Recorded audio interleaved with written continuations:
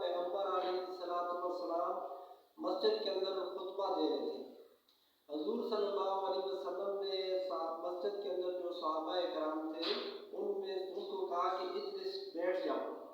تو ایک صحابی جو تھا اس کا ایک پاؤں دہلیز سے باہر تھا، ایک پاؤں دہلیز کے اندر تھا۔ تو صحابی رسول کے کانوں میں جیسے ہی پیغمبر علیہ السلام کی آواز پڑی اجلس، تو وہ بیٹھ گیا وہیں پر۔ اس نے یہ بھی گوارا نہ کیا کہ جو پاؤں دہلیز سے باہر تھا اس کو اٹھا کر اندر رکھتا۔ پیغمبر علیہ السلام جب خطبے سے فارغ ہوئے تو ان کی نظر پڑی تو ایک صحابی بڑی مشقت میں، بڑی تکلیف میں، بڑی پریشانی میں بیٹھا ہوا ہے، ایک پاؤں دہلیز کے اندر ہے، ایک پاؤں دہلیز سے باہر ہے۔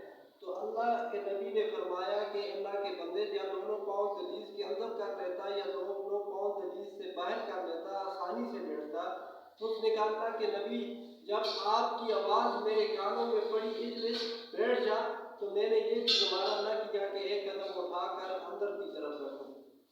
جب پیغمبر علیہ السلام مسجد سے باہر گئے تو آگے جاتے جاتے دیکھا کہ وہاں پر بکریوں کا ایک ریوڑ تھا، بکریوں کے باندھنے کی جگہ تھی، وہاں پر ایک صحابی بیٹھا ہوا تھا۔ تو اللہ کے نبی نے پوچھا، اللہ کے بندے یہاں بکریوں کے ریوڑ میں بیٹھا ہوا کیا کر رہا ہے، کس وجہ سے بیٹھا ہے؟ تو کہا اللہ کے نبی، آپ کی آواز میرے کانوں میں پڑی کہ بیٹھ جا، تو میں بیٹھ گیا۔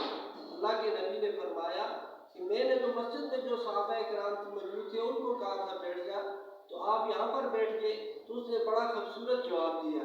کسی شاعر نے بڑے خوبصورت انداز میں کہا کہ درد مندوں سے نہ پوچھ کہاں بیٹھ گئے، درد مندوں سے نہ پوچھ کہاں بیٹھ گئے، تیری محفل میں غنیمت ہے جہاں بیٹھ گئے۔ تو ناظرین، اگر آپ کو میری ویڈیو پسند آیا اس کو لائک اور سبسکرائب کرنا مت بھولیے گا۔ تو اب اجازت چاہوں گا، انشاءاللہ اگلی ویڈیو کے ساتھ حاضر ہوں گا۔ تب تک کے لیے رب راکھیں۔